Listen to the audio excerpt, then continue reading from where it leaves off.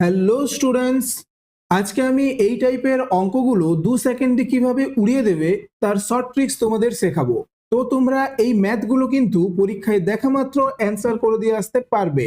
তো দেখো প্রথম ম্যাথ কি রয়েছে। কোনো মূলধন 7 বছরে দ্বিগুণ হয়, তাহলে কত বছরে সেটা 7 গুণ হবে। তো যখনই তুমি এই ম্যাথটা দেখবে তখনই কি করবে, দেখো এখানে দ্বিগুণ বলেছে এবং এখানে 7 গুণ বলেছে। তো দ্বিগুণ মানে কি 2 থেকে 1 বিয়োগ করবে এবং 7 গুণ হচ্ছে 7 থেকে 1 বিয়োগ করবে সমান। তো 7 বছরে দ্বিগুণ, তাহলে এর সোজা সোজা 7 বসবে এবং কত বছরে 7 গুণ আমরা জানি না, তো এখানে একটা এক্স বসিয়ে দেবে। এরপর দেখো তাহলে এক্স সমান হয়ে যাবে 42।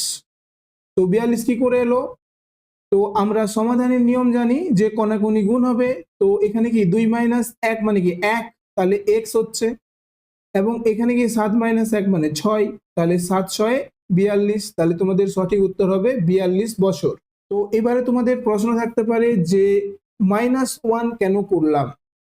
দেখো এখানে দ্বিগুণ, কোনো মূলধন 7 বছরে দ্বিগুণ হচ্ছে মানে সেটা হচ্ছে সুদ আসল, ঠিক আছে। এটার মধ্যে কিন্তু সুদ থাকছে প্লাস থাকছে আসল,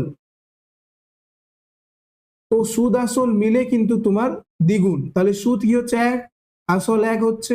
তো আমরা কি করছি, আসলটাকে বাদ দিচ্ছি, তার জন্য -1।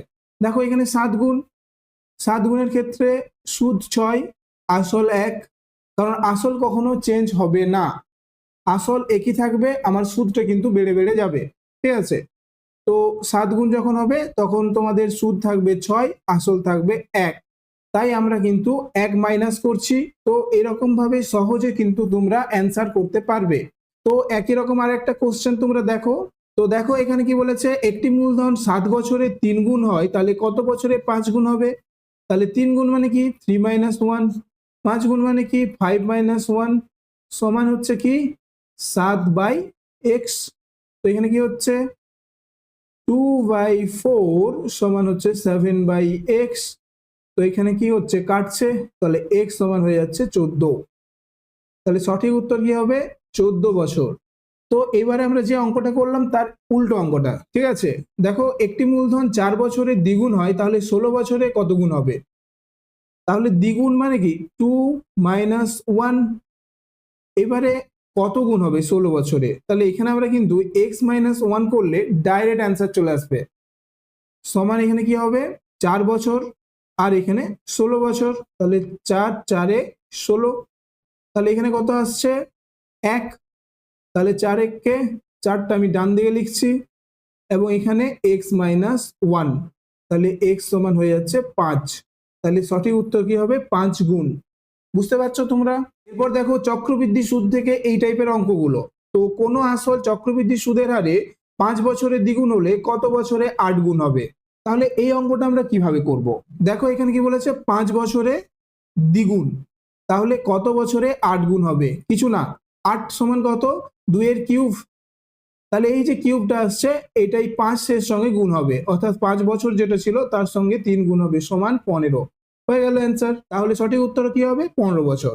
এই অঙ্কটা তোমরা মুখে মুখে করতে পারবে। দেখো কোনো আসল চক্রবৃদ্ধি সুদের হারে 5 বছরে দ্বিগুণ হলে কত বছরে 4 গুণ হবে। তাহলে 4 মানে কি 2 এর স্কোয়ার, তাহলে এই 2 এর সঙ্গে 5 গুণ করলে কত হবে 10, তাহলে সঠিক উত্তর হবে 10 বছর। বুঝতে পারলে।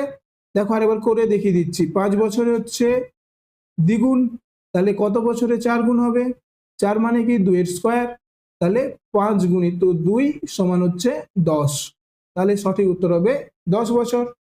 একই রকম আরেকটা অঙ্ক রয়েছে, এটা দেখো কোনো আসল চক্রবৃদ্ধি সুদের হারে 5 বছরে 3 গুণ হলে কত বছরে 9 গুণ হবে।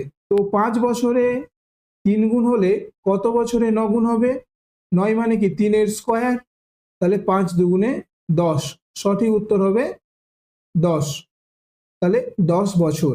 দেখো তোমরা এর উত্তর ডাইরেক্ট মুখে মুখে করতে পারবে, 9 মানে কি 3 এর স্কোয়ার, এবারে আমাকে 3 গুণ বলেছে, তাহলে এখানে 3 এর স্কোয়ার হচ্ছে, তাহলে 2 এর সঙ্গে 5 গুণ করে দেবো, 10 বছর হয়ে যাবে। তো তোমরা এই টাইপের অঙ্কগুলো কিভাবে শর্ট প্রসেসে করবে তা আমি তোমাদের শিখিয়ে দিলাম। তোমরা এরপর কোন অঙ্কগুলো শর্ট প্রসেসে করতে চাও তা অবশ্যই কমেন্ট করে জানাবে।